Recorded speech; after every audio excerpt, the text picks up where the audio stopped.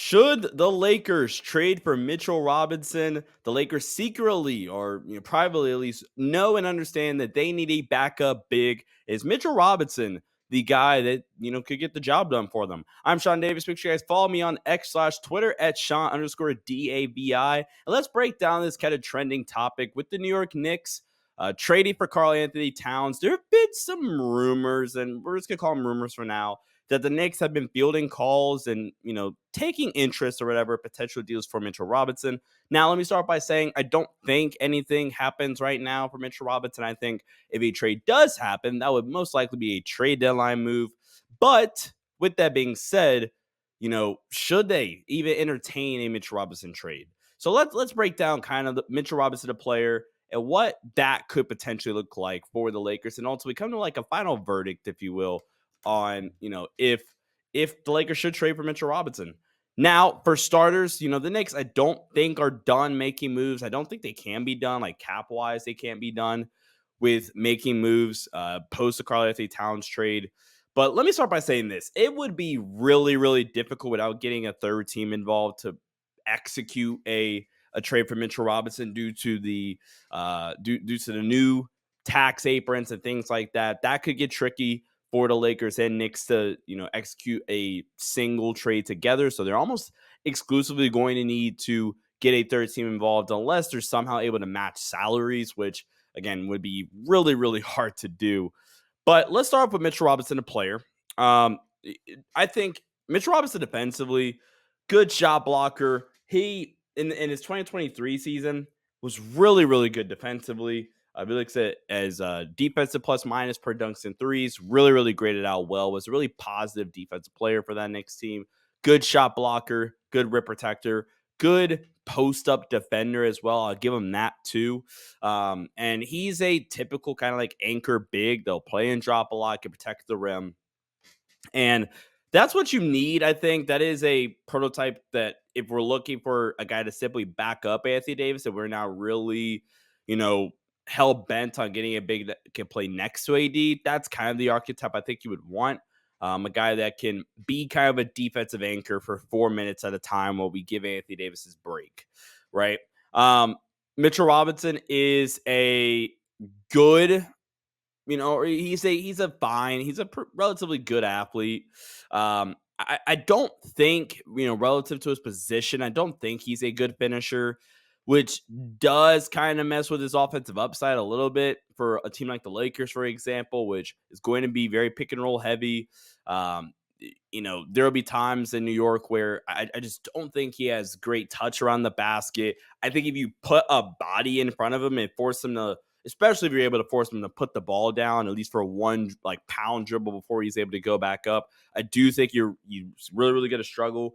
Shot 58.5% at the rim this season. Last season, he shot a little bit better, but still, if you look like the advanced analytics with his finishing, none of it really grades out great for him. Obviously, a complete non-shooting threat. He's only finished above 50% shooting from the field. 50% shooting from the free throw line. Gonna fact check this really fast. One time in his entire career twice has Mitchell Robinson shot above 50% from the above 50% from the free throw line. That would be his rookie year as a pro and his second year as a pro. He shot 60% his rookie year, 56.8% his second year, and then every year since then he's shot less than 50% from the free throw line. And then obviously you have the injury stuff. Mitchell Robinson has only played since his second year. He's only played in more than 60 games once. That would be the 2022 season, his age 23 season. He's only played above 50 games twice since 2020. That would be 2022 and then 2023, where he played 72 games 2022 and then 59 games in 2023. But he's coming off a year where he only played 31 games. He had a stress fracture in his ankle back in December, which required him to get surgery and miss roughly 50 games. Then he was good to go, played in the playoffs, and then he got hurt again in the Philly series that required him to get a follow-up procedure on said foot/ankle area. And now he is expected by the Knicks. They're not expecting him back until at least December or January, which is a massive concern, massive red flag too, with the lower extremity injuries, him having to miss this amount of time, and that's just not what you want. So from a value standpoint, if we are pulling off some weird deal for Mitchell Robinson, first things first, I'm not giving up any major draft compensation. I just don't bring myself to doing that. With the health risk, with the, dare I say, offensive liability concerns. Um, yeah, he's a good defensive big. He's somewhat athletic. Yeah, he has his positives to him, but there are some massive red flags about Mitchell Robinson: the health, the finishing, not a lot of versatility. Even though I do think he provides really good value defensively, not a lot of versatility. So, I mean, if you were able to somehow, I don't think this. No, actually, this dollar amount doesn't add up, but value wise, like Jackson Hayes, well, this is assuming like we get Christian Wood back and he's playing well. Jackson Hayes, Gabe Vincent, and like Cam Reddish or something like that. Now again, that doesn't even work, but that's kind of the value, and I don't think New York would even do that, but that's essentially from a value perspective what I would do to get Mitchell Robinson, because the floor the value, excuse me, for Mitchell Robinson is at its floor because of all the injury concerns and him not even being close to being ready for the start of the NBA season.